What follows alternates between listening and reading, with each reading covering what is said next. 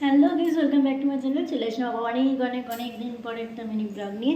তো এখন বাজে হচ্ছে 8টা। এদিকে আমি চা বসিয়ে দিচ্ছি, আজকে রান্না তো বিশাল দেরি হয়ে গেছে রান্না বসাতে। তো চলো তোমাদের ব্যাক ক্যামেরা দেখাচ্ছি কী রান্না করছি। এদিকে দেখো ভাতটা ফুটে গেছে, একটু নামিয়ে রেখেছি। এদিকে চাটা বসিয়েছি বলে, আর এখানে হচ্ছে সবিন সেদ্ধ করে রেখে দিয়েছি।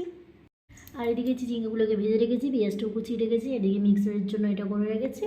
তো চলো রান্না করে তোমাদের সঙ্গে দেখা হচ্ছে।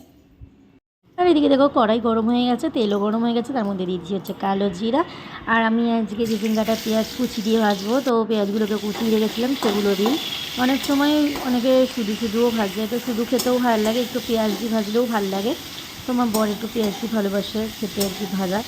আর এইদিকে এখন আমি দিয়ে দিচ্ছি যেগুলো ধুয়ে রেখে দিয়েছিলাম চিচিঙ্গাগুলো, ওগুলো এখন ধুয়ে এর মধ্যে দিয়ে দিচ্ছি। তো এগুলো একটু হালকা করে আগে নাড়িয়ে নিই, নাড়িয়ে তারপর আমি এর মধ্যে হলুদ নুন যেমন ভাজার সময় আমরা দিই সেরকম বুঝে দিয়ে নেব। তো বেশি কিছু আর বললাম না।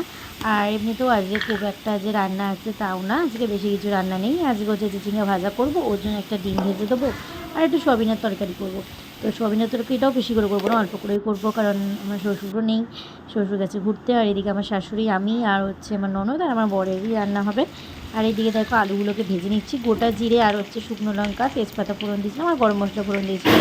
তো এইগুলোকে হালকা ভাজার পর এর মধ্যে আমি একেবারেই সোয়াবিনগুলোকে দিয়ে নিচ্ছি। কিন্তু আমি আর দেরি করবো না, বেকার দেরি করে হয়ে বা কী হবে। আর এর জন্য সোয়াবিনগুলোকে দিয়ে তাহলে সোয়াবিনগুলো একটু হালকা ভাজা হয়ে যাবে। তো একটু ভাজা হয়েও গেছে, দেখতেই পাচ্ছ। তো এরপর আমি এগুলোকে একটু ভালো করে কষিয়ে নিয়েছি। দেখো কষানোর পর আমি এর মধ্যে জল দিয়ে আর নামিয়ে দেবো। তার আগে চলো তোমাদের দেখাচ্ছি আমার এদিকে চিচিঙ্গা ভাজা কমপ্লিট হয়ে গেছে। তো লেটস গো। এদিকে দেখো কেমন হয়েছে আমাকে অবশ্যই কমেন্টে জানিও। ভাজাটা মনে হচ্ছে আটটু হতো। আর এদিকে দেখো সবিনটাকে কষাচ্ছি, এখনও পুরোপুরি কষানো হয়নি, কিন্তু সবে মশলাপাতি সব দিলাম। আর এদিকে আমার রান্নাবান্না সব কমপ্লিট। চলো তোমাদের সবিনটা দেখাচ্ছি, দেখো।